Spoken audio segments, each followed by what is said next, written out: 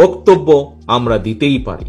প্রত্যেকটি রাজনৈতিক দলের গণতান্ত্রিক ব্যবস্থায় তাদের বক্তব্য দেবার অধিকার অবশ্যই তাদের আছে।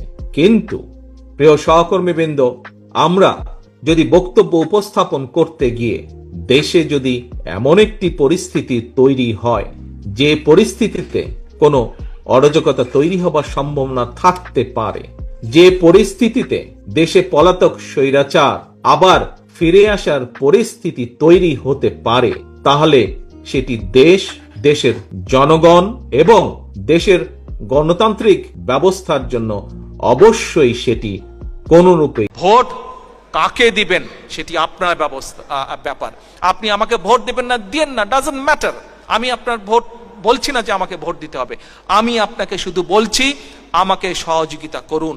নিরপেক্ষ সরকার প্রতিষ্ঠার মাধ্যমে আমরা যে নির্বাচন পার হব, সেই নির্বাচনে বিএনপি সরকার গঠন করলে বিএনপি একা সরকার গঠন করবে না।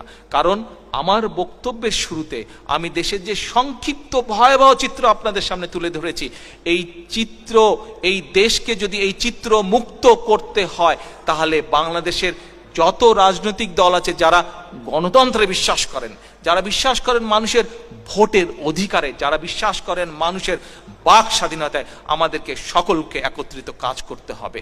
আমরা নিরপেক্ষ সরকারের মাধ্যমে আমরা নির্বাচন বৈতরণী পার হলে আমরা একটি জাতীয় সরকার গঠন করব। সেই জাতীয় সরকারে আমরা সেই জাতীয় সরকারে আমাদের সাথে যারা যারা থাকবেন, এই আন্দোলনে শরিক হবেন, তাদের সকলকে নিব। শুধু যে মন্ত্রিসভায় তারা থাকবেন, নট দ্যাট, সেটি উদ্দেশ্য নয়। উদ্দেশ্য কি? আমাদের দেশের দুর্নীতিকে আমরা কিভাবে নিয়ন্ত্রণ করব, দেশের বিচার ব্যবস্থা কিভাবে স্বচ্ছ হবে, দেশের আইন শৃঙ্খলা কিভাবে সঠিকভাবে কাজ করবে। বিএনপি হিসেবে আমাদের যে মতামত থাকবে, আমরা চাই অন্য অন্য রাজনৈতিক দল যারা আমাদের সাথে আসবেন তাদেরও সেই সব বিষয়ে মতামত থাকবে, এবং একসাথে বসে আমরা সঠিকভাবে নির্ণয় করে একটি সুনির্দিষ্ট মতামতের ভিত্তিতে আমরা দেশকে পরিচালনা করব।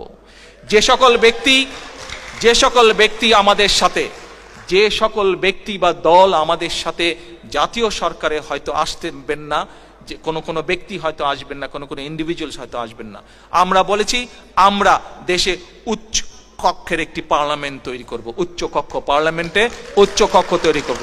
আমরা চাই সেই সকল ব্যক্তিবর্গ যারা দেশের স্বাধীনতায় বিশ্বাস করেন, যারা বিশ্বাস করেন মানুষের বাক স্বাধীনতায়, যারা বিশ্বাস করেন মানুষের ভোটের অধিকারে, সেই সকল বিষয়, এই যে আমি যেই বিষয়গুলো বললাম, দেশের বিচার ব্যবস্থা, দুর্নীতির বিরুদ্ধে কিভাবে আমরা কাজ করব, কিভাবে দেশের উন্নয়ন করব, এই সকল বিষয়ে আমরা তাদেরকে আহ্বান জানাবো যে পার্লামেন্টের উচ্চ কক্ষে তারা আমাদেরকে সেই সব বিষয়ে অ্যাডভাইস করবে।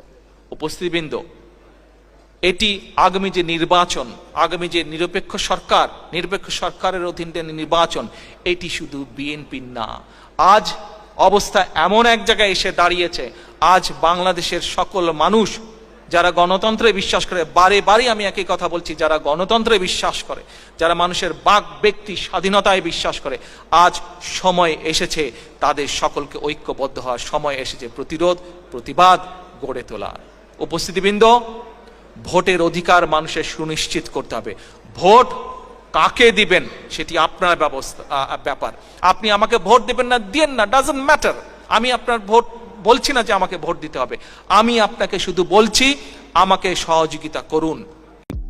বক্তব্য আমরা দিতেই পারি। প্রত্যেকটি রাজনৈতিক দলের গণতান্ত্রিক ব্যবস্থায় তাদের বক্তব্য দেবার অধিকার অবশ্যই তাদের আছে। কিন্তু প্রিয় সহকর্মীবৃন্দ, আমরা যদি বক্তব্য উপস্থাপন করতে গিয়ে দেশে যদি এমন একটি পরিস্থিতি তৈরি হয় যে পরিস্থিতিতে কোনো অরাজকতা তৈরি হবার সম্ভাবনা থাকতে পারে, যে পরিস্থিতিতে দেশে পলাতক স্বৈরাচার আবার ফিরে আসার পরিস্থিতি তৈরি হতে পারে, তাহলে সেটি দেশ, দেশের জনগণ এবং দেশের গণতান্ত্রিক ব্যবস্থার জন্য অবশ্যই সেটি কোনরূপেই ভালো হবে।